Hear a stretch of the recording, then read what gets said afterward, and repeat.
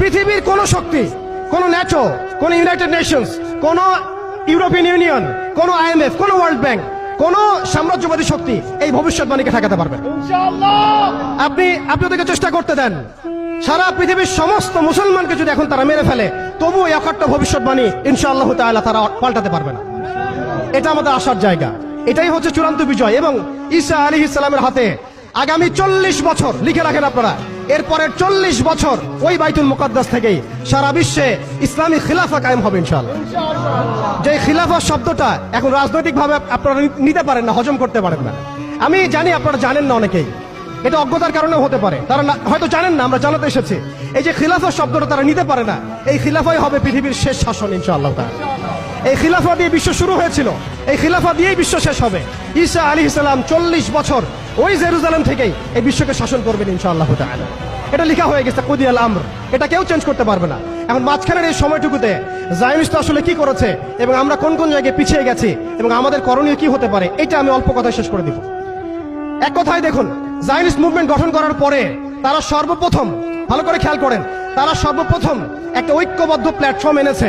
আমরা দেখেন সারা বিশ্বে এখন পর্যন্ত মুসলিমরা একটা ঐক্যবদ্ধ প্ল্যাটফর্ম করতে পারি নাই। তারা ঐক্যবদ্ধ একটা প্ল্যাটফর্ম করেছে এবং সেই প্ল্যাটফর্মকে কেন্দ্র করে তারা সবার আগে খিলাফত ব্যবস্থাকে ধ্বংস করেছে।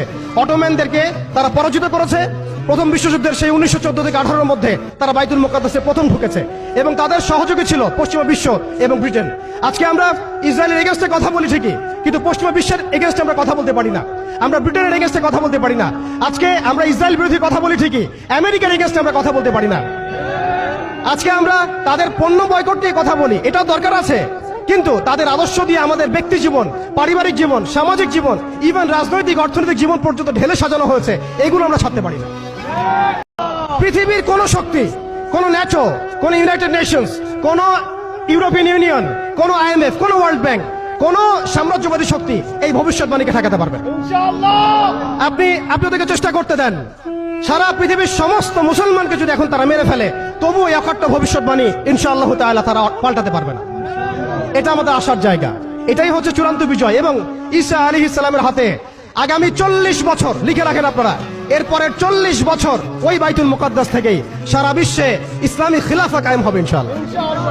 যে খিলাফা শব্দটা এখন রাজনৈতিকভাবে আপনারা নিতে পারেন না, হজম করতে পারেন না। আমি জানি আপনারা জানেন না, অনেকেই এটা অজ্ঞতার কারণে হতে পারে, তারা হয়তো জানেন না, আমরা জানাতে এসেছি।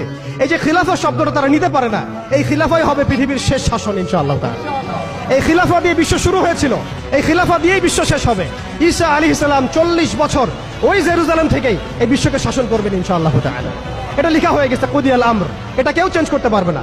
এখন মাঝখানের এই সময়টুকুতে জায়নিস্ট আসলে কি করেছে এবং আমরা কোন কোন জায়গায় পিছিয়ে গেছি এবং আমাদের করণীয় কি হতে পারে, এটা আমি অল্প কথায় শেষ করে দিব। এক কথায় দেখুন, জায়নিস্ট মুভমেন্ট গঠন করার পরে তারা সর্বপ্রথম, ভালো করে খেয়াল করেন, তারা সর্বপ্রথম একটা ঐক্যবদ্ধ প্ল্যাটফর্ম এনেছে। আমরা দেখেন সারা বিশ্বে এখন পর্যন্ত মুসলিমরা একটা ঐক্যবদ্ধ প্ল্যাটফর্ম করতে পারি নাই। তারা ঐক্যবদ্ধ একটা প্ল্যাটফর্ম করেছে এবং সেই প্ল্যাটফর্মকে কেন্দ্র করে তারা সবার আগে খিলাফত ব্যবস্থাকে ধ্বংস করেছে। অটোম্যানদেরকে তারা পরাজিত করেছে। প্রথম বিশ্বযুদ্ধের সেই 1914 থেকে 18-এর মধ্যে তারা বাইতুল মুকাদ্দাসে প্রথম ঢুকেছে এবং তাদের সহযোগী ছিল পশ্চিমা বিশ্ব এবং ব্রিটেন। আজকে আমরা ইসরায়েলের এগেইনস্টে কথা বলি ঠিকই, কিন্তু পশ্চিমা বিশ্বের এগেইনস্টে আমরা কথা বলতে পারি না। আমরা ব্রিটেনের এগেইনস্টে কথা বলতে পারি না। আজকে আমরা ইসরায়েল বিরোধী কথা বলি ঠিকই, আমেরিকার এগেইনস্টে আমরা কথা বলতে পারি না। আজকে আমরা তাদের পণ্য বয়কট নিয়ে কথা বলি, এটাও দরকার আছে, কিন্তু তাদের আদর্শ দিয়ে আমাদের ব্যক্তি জীবন, পারিবারিক জীবন, সামাজিক জীবন, ইভেন রাজনৈতিক অর্থনৈতিক জীবন পর্যন্ত ঢেলে সাজানো হয়েছে, এগুলো আমরা ছাড়তে পারি না।